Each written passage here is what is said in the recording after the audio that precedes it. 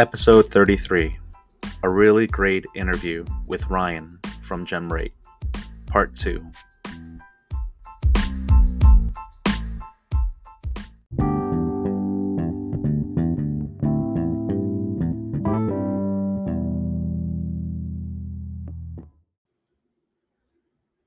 Welcome to episode 33 of the Card Diary by Hobby S. Thompson. I am your host, Denny Cards, the self-proclaimed jack of all trades, master of none.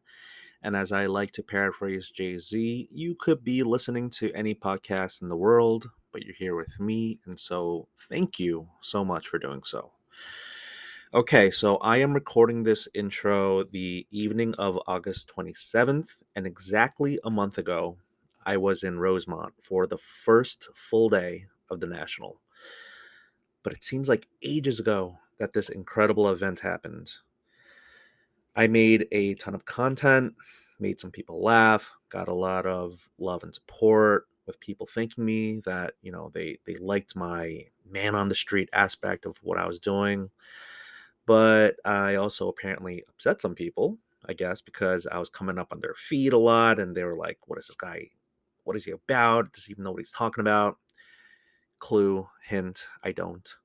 Um, they didn't know who I was. And, I got called some names, which I won't rehash here, but, I did my therapy session and all that. But, one thing that stuck out to me prior to National was that some folks, not just one, but, at least a couple, they told me not to seek out any sponsorships during my time at the National. That I was too new, I was too small, that I would be laughed out of some rooms if I brought it up. Guess what? I had 7 companies reach out to talk to me about sponsoring this podcast and what I'm building on social media. And I didn't even bring it up a single time. It just came up in the flow of conversation where people were talking with me or to me, or just kind of trying to see, how we could build some sort of relationship or connection. So I know we have the second part of my chat with Ryan from GemRate to get to, but and by the way, I should say GemRate was not was not one of these 7 companies to reach out to me. But the reason I bring this up is because I find myself I just continually find myself not very good, or not as good as I want to be with the transactional side of the hobby. I really like the creative side, but the transactional side, the dollars and cents, sometimes doesn't make sense. Um, with these offers of sponsorships, I pretty much have overanalyzed it too much, like the pros and cons. I thought about whether if I took the money, would I be selling out? Would my followers, my listeners be turned off if I started pitching for companies? But then I also realized no matter what I do, there is going to be some people who just don't like me flat out. Um, whatever I do, they're not going to like me. And then the funny thing is, some of those people are actually listening to this right now. And that is just such a wild concept to me, that you would actually go out of your way to consume content from someone you don't like. For me, I just unfollow them, or I just mute their content, or just block them. I actually like this concept. It's called like pre-blocking, and it's not really content creators, but it's like people who are just being trolls in comment sections. I just kind of like, it's almost like pre-boarding when you go on a flight, kind of do that check-in and pre-check. And I'm just like, you know what? Not going to deal with this person in the future. Just going to block them. Just, I don't need that in my life.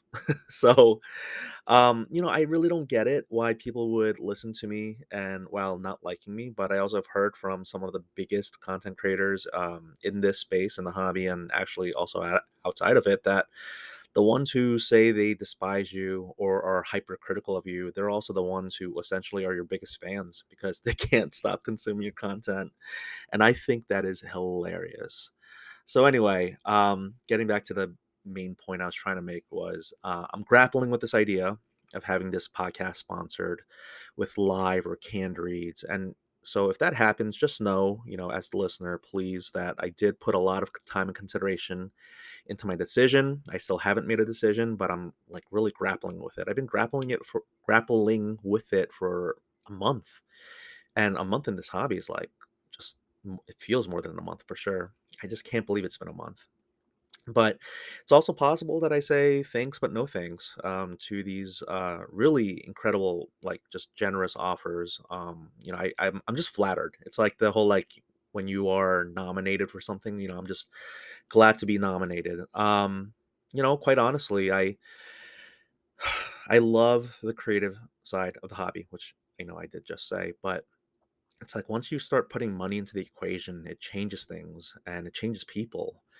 And I'm starting to see that. I see this with people I'm talking to and the pros and cons. And I got to say straight up, I have nothing against people who take the money.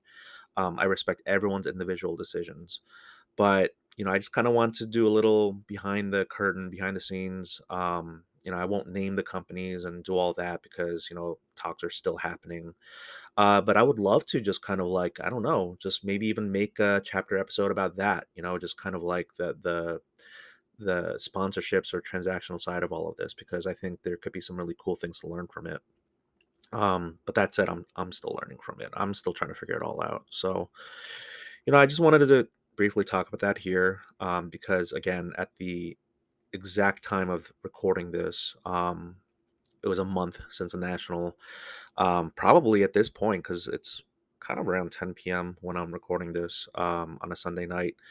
Uh, what is it? July 27th, 10 p.m. Was I like just shoving, stuffing shrimp in my mouth? I probably was.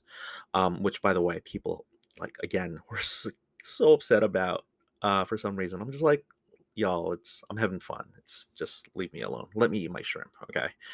But thank you to a lot of you, the overwhelming majority of you, who really just thought it was hilarious or just got it. Like it's just me having fun. That's really it. Um, Before I get to Ryan, I did also want to take a moment to say I went to a local card show this weekend, yesterday, on a Saturday. I guess local-ish.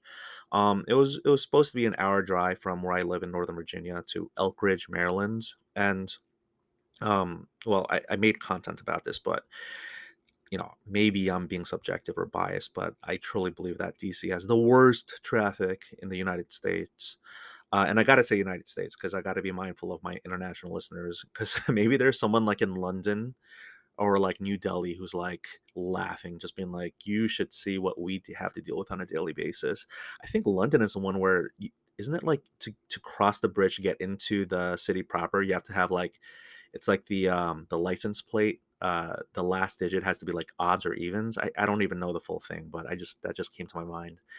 But this local card show, I didn't buy anything for myself because my kids. I brought my two sons there, and I wanted them to enjoy a good time, and so I brought them with me. I thought about just having them not come, but I ended up buying them some Pokemon packs, and um, I right before I hit record and cut some content with the interviewer interviewing the show promoter and his brother, I just really thought how poetic it was, how cool it was that my kids were there to just kind of like hang around while here I am cutting some content with the show promoter and his brother, who doesn't even collect cards, but he was just there to help his brother out, and I just found that to be so awesome, just that added wrinkle, considering that my boys are there too. So, um, you know, uh, what else did I want to say? I don't know.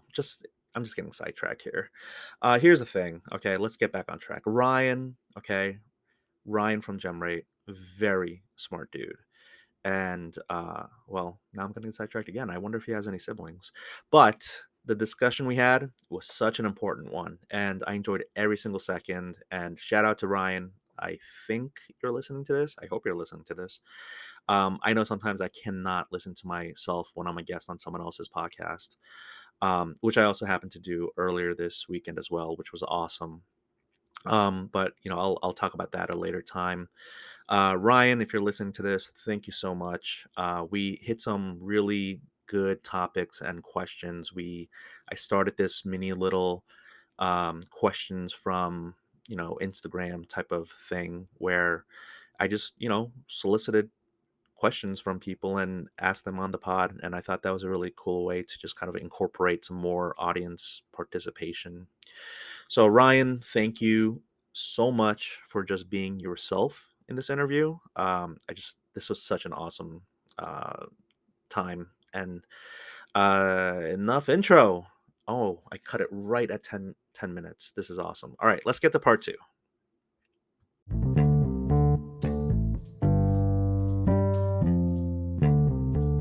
I think that we might have to make this a two-parter because I haven't even gotten to the questions from Instagram from folks where I made a post like, "Hey, I didn't say it was gonna be you, but I said, I'm gonna have a discussion with someone about copper cords." And I have some really good questions for you. However, the first one I have to ask you, and this might be the start of part two, can we talk about declared value? Because that is the hardest thing for any submission that I have, where PSA or anyone, but they're like, "Hey, take a guess as to what your card's gonna cost." And it's like I know there's the whole part of like insurance, and track. You have to make sure that if it gets lost, that you get paid a commensurate amount. But like, can we talk about declared value both in the sense of like me as a consumer having no clue what to declare my value as accurately, and then secondly, why does it cost more to create a card that has a higher declared value? I just don't get it. So I just want, help me understand it, Ryan. It's a fantastic question, and definitely one I wasn't necessarily like prepped to answer, but I love it because I think that so if you like break that down to first principles, which I'm really big on, like why, right? And so like declared value, I was a sucker early on. I said I was big into grading, and like I was declaring everything. I was only submitting stuff that I thought was going to gem, right? And so I'm of course submitting things at a declared value of what I thought it would be if it sold as a gem, right? Yes. And so sucker alert, right? Because I'm hitting 40-50% gem rates and I'm overpaying for cards that are coming back much worse graded than I anticipated, right? Me And too. that's right, but that's what the process is asking you to do. So if we sort of like take a step back, it's a flawed process. We should not have the burden of guessing. We of course think our cards are at the upper end of the spectrum of quality, right? And so we shouldn't have to pay a premium and then have the card reduced in value based off of something of a objective slash subjective opinion, and but yet we shoulder the burden of that. And so I think that's candidly pretty messed up and something that needs to be sort of reconsidered.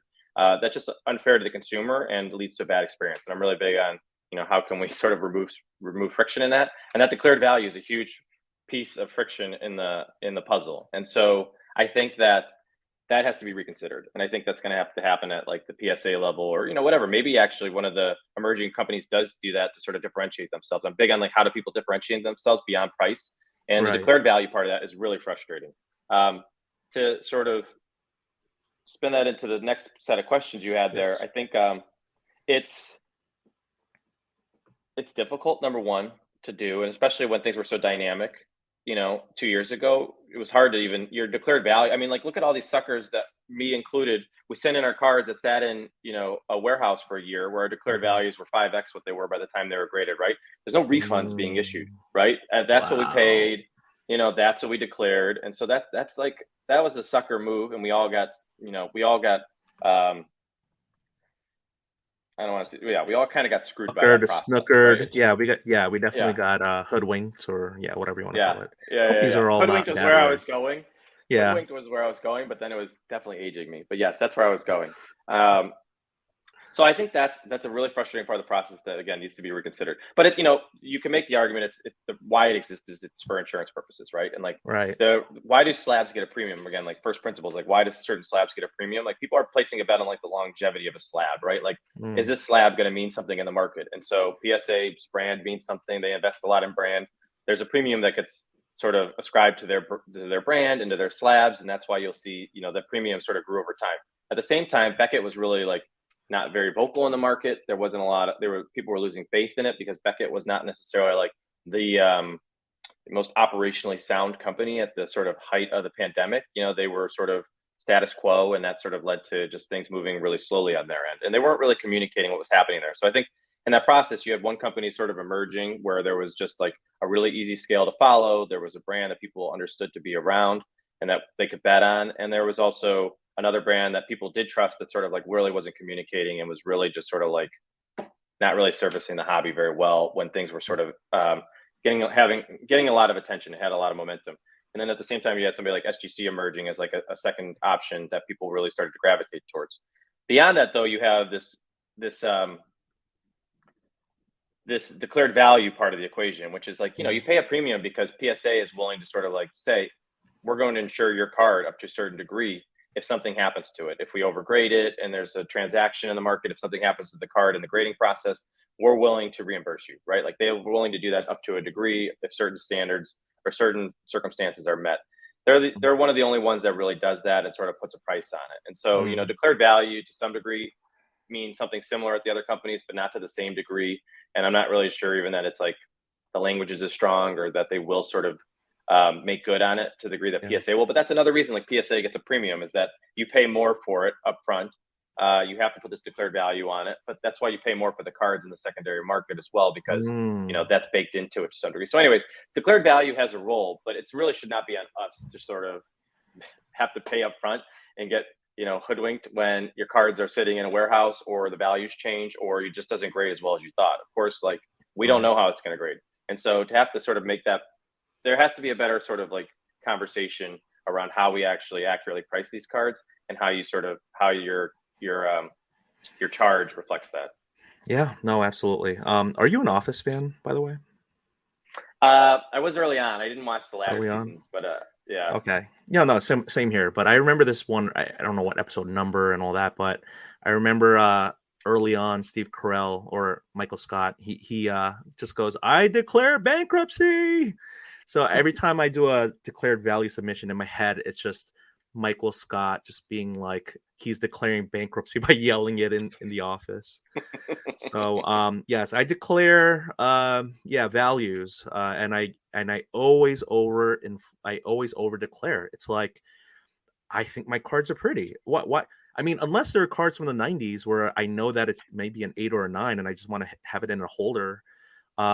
I think my cards are beautiful and they're all gems, you know, like no, but Yeah. what you said just now is just so wonderful and I feel like I'm definitely not getting PSA sponsorship money, but or a grader, or I asked all the grading companies if they could have a grader come on. I feel like PSA might not say it, not that they might ever would have, because when you're the big dog in the company in the industry, you don't have to communicate with people, or you don't have to do anything. Like you're the clubhouse leader. Like what are you gonna do? Like you're number one.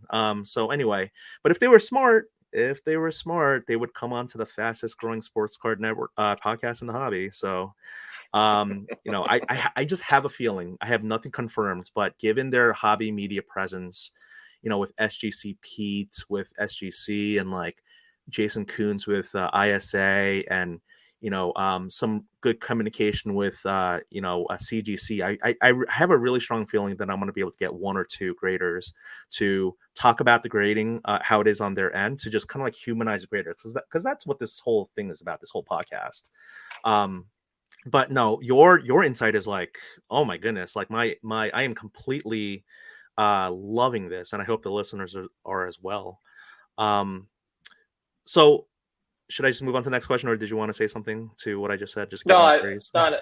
Yeah, I mean, I appreciate that, but also just to close the loop on that, like, it's not a shot at the companies by any Yeah. means. Like what I just sort of went through, it's just like the process is flawed and it needs to sort. These were inherited processes, right? Like Mm, PSA/Collectors was acquired a few years ago. This process has been in place for a long time, and so I just think it needs to sort of be reconsidered. And there's sort of like the symptom of that is we all understate our declared value, and then you have this Mahomes incident where like Mahomes was mm, sort of damaged in sort of the process of grading and declared value was like far under what the person actually thought it was valued at because it was a good condition mm. card and like it just leads to like these bad symptoms. And so we need to sort of get more to the root cause of like it really shouldn't be us taking a guess based off of like cards and people having sort of different expectations. Like grading is really ultimately all about like expectations and sort of like consistency, and like that's one of the most inconsistent parts of the process at this stage. Man, isn't that life? But yeah, you're so right. Early on, what I would do with my declared value, of course, I was like, here's how conspiracy theory I got. And this is one of my first submissions, and this was like in December of last year. I was like, all right, man, like, or okay, all right, Denny. Here's the thing. All right, if you underdeclare, they're gonna give you like an 8 or 9. You gotta declare it like a 10 so that they treat it like a 10. But if you underdeclare, they're gonna be like, oh, he doesn't think his card is gonna be a 10, so why don't I just give it an 8 or a 9? And it's like, no, like now that I know how the process works with like handing cards off, and I don't think, and maybe I'll ask a grader, but I don't think the graders know what your declared value was. Yeah, no, that's exactly. I'm always. I still did it. I did those submissions I just talked about at the national, and of course, I'm one of these persons that's putting like a lower grade card in front of a better grade card because I want the next card to look better, right? And like these are Yes. humans. As long as there's humans involved, I'm gonna sort of like factor in the psychology of like how Mm, people are gonna react, right? And so yes, of course, like maybe they're not seeing the name, maybe they're not seeing the declared value, maybe they are. I don't really know. They say they're not, but it's like who knows how sort of like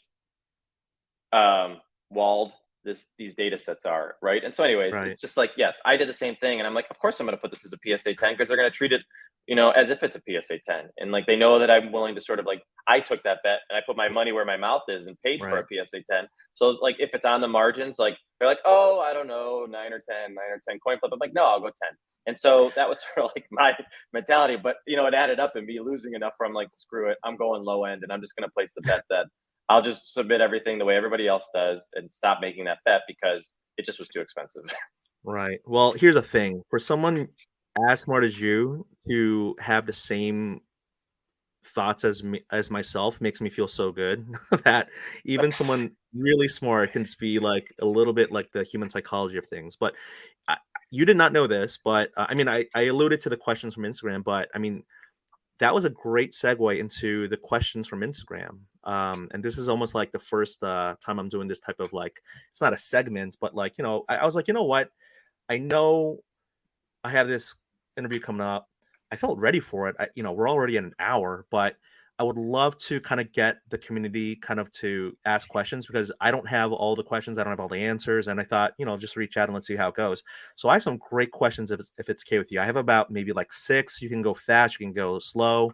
Again, this is going to be two parts because I'm just loving everything you're saying, and you're such a good sport about all of this.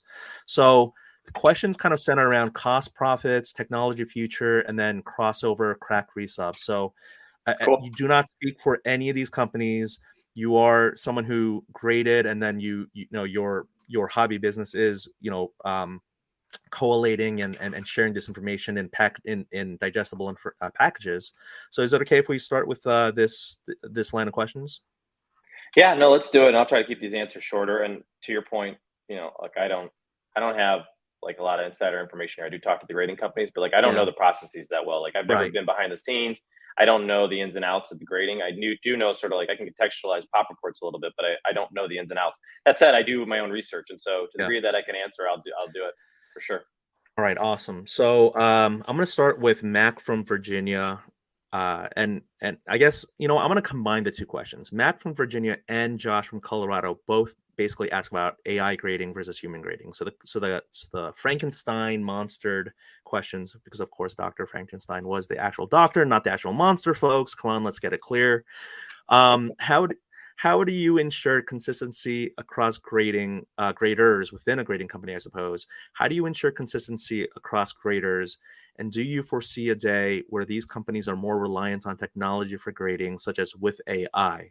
So the general question is, what are your thoughts with AI grading, human grading, consistency? We just talked about the bad days and putting a bad card in front of a good card. So we're almost like trying to outthink the grader. So what are your thoughts on AI grading and human grading? Yeah, so I did just hear a great interview from Nat Turner a week and a half ago or whatever. It was on a Pokemon channel. It's really good. If you want to get a little bit more into the weeds, that's a really really good listen. But Nat basically speaks to like tech enabled grading, and I do think that's where it's going. So I think like I do like what Tag is doing. I liked when HGA was giving their spiel in the sense of like I do like the idea of there being more technology infused in the process because look, the reason all these things we say about the graders resonates is because we do it ourselves. Like we all know that we have bad days, that we sort of have certain days that like we're performing stronger than others, or like it's 5:15 and we're trying to get out the door. It's the end of the day and we're just doing things a little bit quicker, and the things aren't getting the full process that maybe they should, and so or the full treatment that they should, and so we all kind of know where corners get cut, and we get sort of worried that we're sort of the victim of that, and so it resonates, right?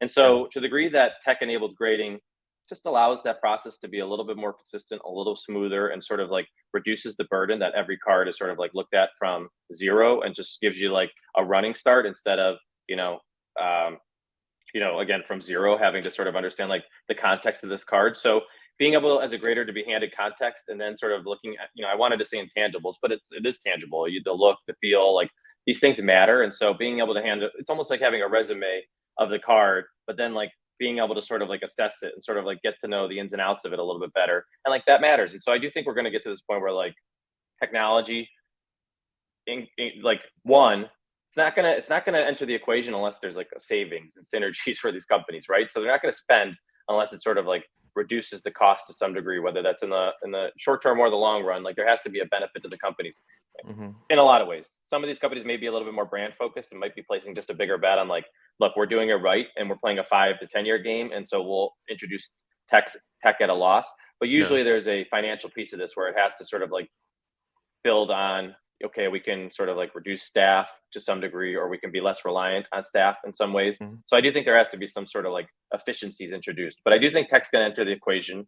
And I do think it's good. I think like the biggest thing is like, we all want strong grades. We all want, you know, grades that are fair. I think we want strong grades first and grades that are fair second. But I think most important is we need consistency. So like I look at these gem rates all the time, and I said like I sort of like parse my submissions based off of like where I think cards are going to grade better at certain places than others.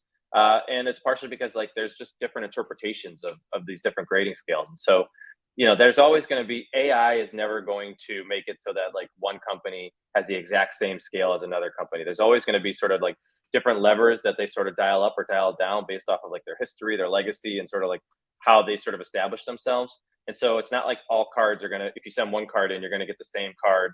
uh, if you send one card into a grading company A and it gets a certain grade based off of their standards, you send it into grading company B, it's going to get the exact same grade because their standards will be different. Like the levers that they pull and sort of like the dials that they turn are going to look a little bit different.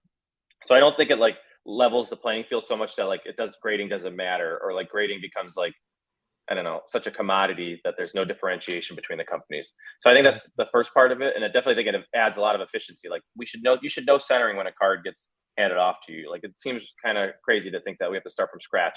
And again, this comes down to the manufacturers not like Right. handing off a lot of great data, right? Like there isn't a history of how the centering should look. They don't have a lot of examples to sort of Mm. reference, and so there's definitely like a learning curve for a lot of these sets, a lot of these cards. But at the end of the day, I still think you do need humans to sort of like put the final stamp of approval to do sort of like Mm. I called it like the interview phase of the card, but like you're really Yeah. just sort of like looking over the intangibles and the nuances and just like being able to evaluate like, does it check out, and then like what are the things that I know, sort of the institutional knowledge as it relates to certain cards, certain sets, certain sort of whatever that plays into it. You still need like that final approval to come from a human in my mind. Um, or at least like I think it's a good thing to have. I don't know that you have to have it. Say for example, Tag doesn't go that route. Tag only Yeah. does Right. you know uh, technology Yeah. grade based grading. I think that's fine, but that's just you kind of know what you are dealing with there, and like there's certain Right. trade offs that are being made as a result of that. I'm still trying to learn about Arena Club, but I feel like they also have AI assisted, but I think it is a combination of both. But again, I'm not like trying to do say one is better than the other, but I know that their staff was very nice and their lines were not very overly long.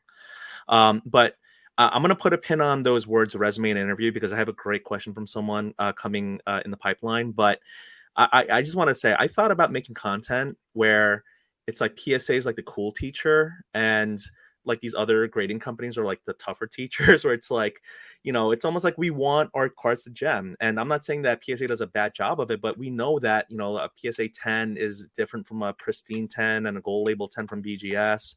And I almost feel like we're just like, hey teacher, like, can you like me? Can you tell me my grades are good? And you got like this super strict teacher. BGS is like, no, it's like this like German chancellor woman who's like, no, nine, I cannot like your cards. You will never make me laugh, and like all this stuff. And then there's like that cool teacher in the back who's like, yeah, you get an A. It's all good.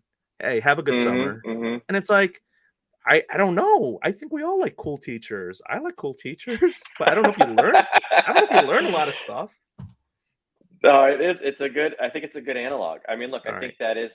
part of the challenge. Is it does sort of like people want to maximize their value, right? And so like I'll try to keep the spiel short, but I've never Mhm. really shared this. But I think like subgrades are like an interesting part of this process. And like, the one thing that AI is going to bring is like more transparency and accountability, which I think is important, right? Like I actually think subgrades are like really misunderstood in their value prop to the industry. Like I think subgrades matter a ton as a submitter to just know like, okay, did I sort of like read the room well? Did I read the card well? Did I like get a sense for like, okay, this is what I'm dealing with, right? And it's Totally. sort of like comforting to know like, okay, I'm good or bad at my job, right? Yeah. And like Yeah. that's where the service is. But then at that point, when you sort of like get past like, okay, there's some accountability there, it's like it becomes a little bit harder to move because then it's like, how do you value subgrades versus how do I value subgrades, right? And so subgrades Mhm. are actually like not as productive from a selling standpoint always, and like harder from a buyer standpoint because it adds friction. Like you and I have to agree on sort of like Yeah. how we value subgrades, and that's one of the reasons that PSA simple scale has really resonated. And like Beckett did themselves a disservice, being a price guide. Like never really Beckett should have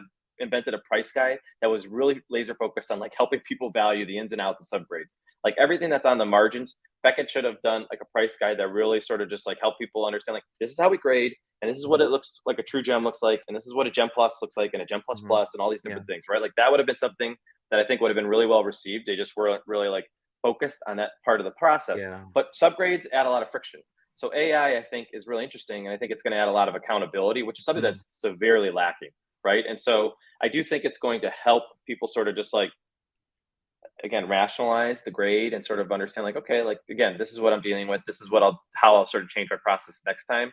Yeah. um but yeah, I think we have this sort of like challenge if people do like the cool teacher and want the grade that's going to sort of like get them to the next level, right? That helps you graduate or sort of maximize your portfolio. And Yeah. so, Yeah. that's all we want to do is sort of like make money. That said, there's a lot of like pockets of this hobby that do care about like a lot of these fringe things. Like I grade a lot of Obsidian that grades really poorly. And like that's Mhm. part of why I went to four different grading companies is like there's certain ways I want them to evaluate these cards and there's certain slab Mhm. or certain cards that mean different things to me in that submission.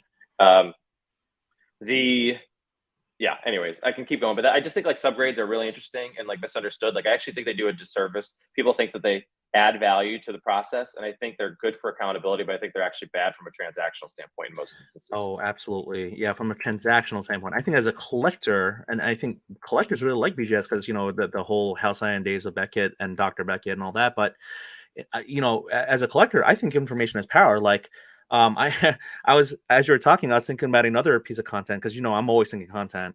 Um, it's like that Backstreet song, with subgrades. Like, at least they tell me why. And like PSA, I got this beautiful Kobe refractor, and I just want to be like, tell me why. Ain't nothing but a Gen Oh my 10. god, I can't believe you were able to weave that in, but man, does that hit home? You know, eh, I'm not. I come from humble beginnings, Ryan. But not all heroes wear capes. Okay, so all right, enough of that. My wife keeps saying people need to stop saying you're so good on Instagram because you're not going to be able to fit into these hats, and she might be right about that. I don't know. We'll see. Oh my I think I gosh. might just be like the new bright shiny object, and things will dissipate You soon. you might have just, and I'll have to ask you for permission to borrow that, but I think the Tell Me Why might make its way into some Generate swag.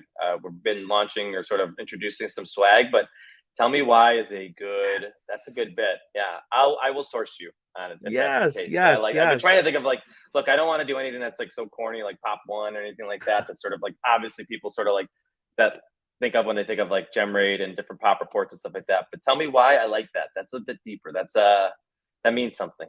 Look, I think the people who know me the most know that I am only in this hobby for the money and the royalties and the passive income. I actually don't like cards. I am like, watch someone clip this. Watch as I get bigger, some of these watchdogs or whatever, they're gonna be like, oh look, I can clip this. I it's yours to run with. Enjoy it. I can't wait. I will be can I the only thing I'll ask is can I please be the first purchaser of one of those shirts? So that's all I'll say. 100%. And you missed a good opportunity to bring your Simmons in. He loves to talk about the aggregators. You Oh, missed it. You had oh. that teed up for you. Well, let me tell you how all these grading companies, they're kind of like the five levels of the Sopranos. You kind of got Tony up there. He's kind of like the PSA, right? But then this other family, they want to come around, and we're not ready for that. No, we're not. All right, I'm done. I'm done. I had nowhere to go. We're just riffing here. Um, Other podcast hosts would be much more tighter with their information, but you know what? I'm gonna do it the way I want to do it. And thank you for This is obliging. why Yeah, this is why I'm here. I'm here this is why because I'm of that. here. I'm not here for Yeah. the questions. I'm here for the in between. Yes, yes, the in between. But look, I do have to ask these questions. I think they're gonna be some really funny ones. I got, man, the resume and interview one is gonna be great. Okay, here we go. Um, we were just talking about finances, right? So I wanted to ask you, or G from California, who actually was like, you have to send me Instagram handle. So Lucky Show 5, shout out to you. Hope you're listening. You better be listening. How long does it take for these newer grading companies to be profitable? And I think he asked that because he didn't know that it was going to be someone like you. But do you, I mean, we're talking about these emerging and the tier two and all this stuff. Like, clearly it is profitable. The second extension to that question is from Alex from Virginia. Do you know what it actually costs to grade a card? And I'll add to that, like how long, we can later. The follow up question can be how long does it take to grade a card? Not just the queue and backup. Like, does it take a minute? Does it take 2 minutes? But like, I understand you're not going to be able to answer this for every company, but based on your vantage point, how long does it take for these newer grading companies to be profitable? How long, what does it actually cost to grade a card? The labor and materials components. Yeah. So good question. This definitely channels more of my like finance background, and I do think it's interesting to think about. Like when I invested in collector stock, back in 2020, I definitely was sort of thinking about like how was this company being perceived, and it was very much perceived as like a value stock, a dividend paying value stock, which is like, they're generating cash and they're paying it off to investors, right? Which is like um, it's like investing in like a 1990s refractor of Ken Griffey Jr., right? He's retired. It's kind of going to continue to sort of move up over time. Honestly, that's probably giving too much credit to like what these value stocks mean. But it's like it's predictable to some degree, and Yeah. That company was sort of they were getting a lot of pressure from like activists at the time because they were like, you're sitting on this sort of like market expansion opportunity, and you're really not like pushing enough. You're not really introducing technology. You're sitting on a backlog, and that's when Nat and his team stepped in and were like, we're going to actually like sort of change the sort of the incentives here, and we're going to sort of change the shape of this company. We're going to take it private. We're going to sort of like rebuild it as a tech company. We're going to sort of take on losses. I don't know that they're taking on losses. I'm just making that up, but I'm just saying like we're gonna do things a bit different. We're gonna invest in the brand. So that the setup for that is like that collector's company was an order of magnitude smaller. They were doing like, I can't remember the exact numbers. I think it was like 30 million in annual revenue off of card grading. They also had coin grading, which was a larger business for them at that time. Coin grading was a larger business for collectors 4 years ago. And so it's like crazy to think about where things were and where they are now. But that was, I don't know their exact financials, but again, I think they were profitable at that stage. I'm not 100% sure that's the case, but if they're paying dividends, they must have been. At least that's how I was thinking about it. And with, now they're a few hundred million on the grading side, right? If you just sort of do the numbers of like what GemRate's publishing, they're going to do 12 million cards at, I don't know, $20 on average. Like they're doing hundreds of millions here. And so they've 10x that, right? So they're extremely profitable. This is a cash cow. They put a lot, at the same time, they've, I don't know, 5-10x their org to support that. So it's not like it's, immediately flowing through to the bottom line. They've put resources. They've done a lot in investing in technology. They've done a lot to invest in team. They've turned over a lot of staff. They removed a lot of the people that were there during sort of the dividend paying days of the company and brought in people who are a little bit more like technology oriented and a little bit more accustomed to like moving at a growth and startup pace. And so that's important context, just in the sense of like, that company was really small and profitable. And so why I say that is you can be really small and profitable and not be the number one player in the industry and have a lot of success. And so if you think about like where SGC was and where SGC is today, they're maybe like half of what PSA was at that time that they were public. Maybe they're a third of that. I don't know the exact numbers off the top of my head, but they're probably running like they were not a very big operation. They've since expanded their grading team. They've done more to sort of like invest in service and things like that, but it's not like they've revamped their technology and revamped all these different things where they're sort of eating costs left and right. And so you can be a number two and a number three in this industry and still make a lot of money. And so that's why you see all this like all these people that are frustrated with like, why aren't other companies keeping up with PSA? And it's, well, they're not really incentivized. My big thing is like, if you actually looked at like how these companies comp their employees or how they're sort of Yeah. uh, incentivized, meaning like just their corporate structure. So like PSA is a private company that will probably go public again. I'm saying PSA, I mean Collectors Universe as a whole, will probably Mm. go public again at some point in the future. Like they're incentivized to go back into the public markets at a multiple of where they went private, right? So Mhm. they're in the, we're betting on the market growing, we're betting that we can do big things better. They're in that boat. They're in that camp. They're similar to Fanatics. You know, they don't necessarily believe it's going to 10x, but they need the market to grow. They need to grow themselves. Whereas like SGC, they're probably like, hey, let's just do things right. Let's not sort of get ahead of ourselves and take on too many costs while Yeah. we're growing the revenue side of this business. But like, we don't need to be doing 10 million cards a year to be sitting pretty and sort of make ourselves look, you know, interesting from an acquisition standpoint or potentially Mm. whatever. I mean, they may be happy just sort of being private for a long time and paying off cash to investors, but they don't have to be a massive company to be really productive. And the whole flip side of that though is Beckett, which is owned by private equity, which I'm not going to make what the exact comparison I make Don't get offline in sometimes, trouble, but you know, Ryan. Don't get in yeah, but trouble. they're basically they're not incentivized to push the envelope a ton, right? Like they are a company that has sister companies and it's a portfolio of companies that Mm. was, you know, generating a lot of cash. And I'm guessing the incentive structure was more around the lines of ride the wave and don't break things. And like that's kind of Mm. what you saw, which is like we're not necessarily needing to sort of like take off and ride this wave into a new sort of um, paradigm and sort of like change the trajectory of this company. It's like Mm. let's do what we're supposed to be doing because again, it's a corporate structure that's very different. You know, there's you don't hear a lot about who owns Beckett. You don't hear a lot about who is the board of Beckett and how they think about sort of like the big picture, right? You just don't hear a lot of conversations around that. And so the reality is they probably are sort of okay with where things are. And that's frustrating to a lot of people because Right. they want Beckett to evolve. They want the company to Right. change. And I think there's been momentum towards that, but it's like what PSA did 3 years ago, and they're doing it like less aggressively in a lot of ways. Like Mm. PSA realized, like, okay, we need to turn over a lot of the team. We need to change the mindset of what we're doing here. Where Beckett's kind of like, we're going to sort of like steer into the next generation of like where this hobby's going, but we're going to sort of like do it sort of like slowly while we're sort of trying to keep people happy with like all the way that things used to look. And it's really hard to do that. It's really hard to sort of like steer into the future and keep everybody happy and also sort of like make sure the incentives are there that people want to work harder and people want to like take on more risk and be willing to break things. And so my point with that is just like these companies I think all do pretty well. Um, but they all sort of have different motivations and different incentives. And it starts at the top. It starts at like, what are they trying to, what game are they playing? It's a question I ask all the time. Is like, what game are they playing? And like PSA is playing a go public game. SGC is playing like a we're private and we're sort of like throwing out cash and like how big can we get game. But Mhm. they're doing it like in a pretty strategic way. CGC is owned by Blackstone. They're private equity. They're owned by like a Mm. lot of bigger name players in the space. Like they're incentivized to grow at a pretty fast pace. They have a portfolio of companies that they consider when they're considering like where they fit into the mix. And so everybody's sort of playing these games. And so sorry for the long-winded setup there, but it's really important to know like the context of like what game everybody's playing because I think Yeah. they're all pretty productive.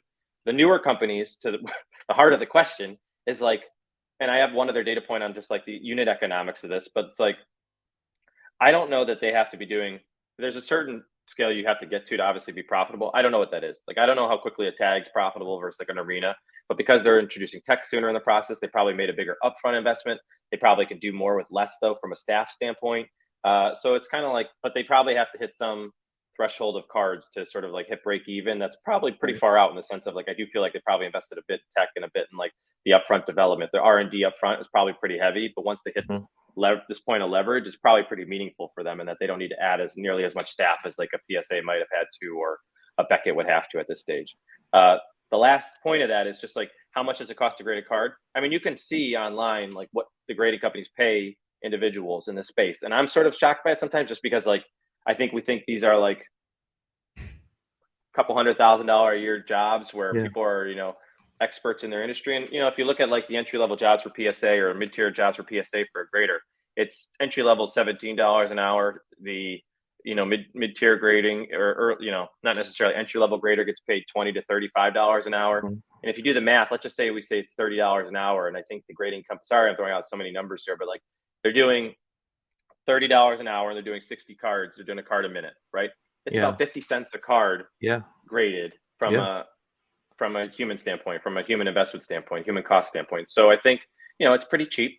And nobody really, if you listen to any interviews, is saying that these cards are getting like a deep look. It's probably vintage that takes a little bit longer, and they're probably like also paying that staff more. So the cost to grade a vintage card is probably like $5 per grade per card, right? Versus like an ultra modern card is probably like a quarter relative to like how much time they spend, right? And so, but we're paying $15, we're paying $10. That's why SGC can do these specials at $9 and still actually make money, because there's obviously the cost of the plastic and all the other parts of the process, which is the research teams, the operations team, shipping, although you usually pay shipping. But anyways, that's right.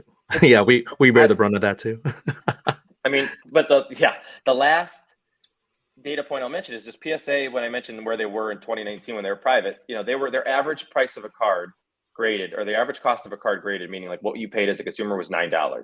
And I think they were a profitable company. So, you can get to $9 and be profitable in this space. So that's why, there's a lot of talk about like race to the bottom, and why I don't think pricing is a big differentiator, because in the long run, I do think like $10 to $15 is going to be the standard for most cards that go through the doors. And so it's a lot of like, how do you add value beyond pricing? But, to G's question, it's not that expensive to sort of like evaluate a card. And I don't think that much time goes towards evaluating the card as we think or sort of imagined.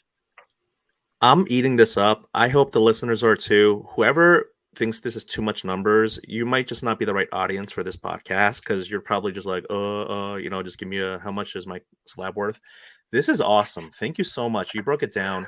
I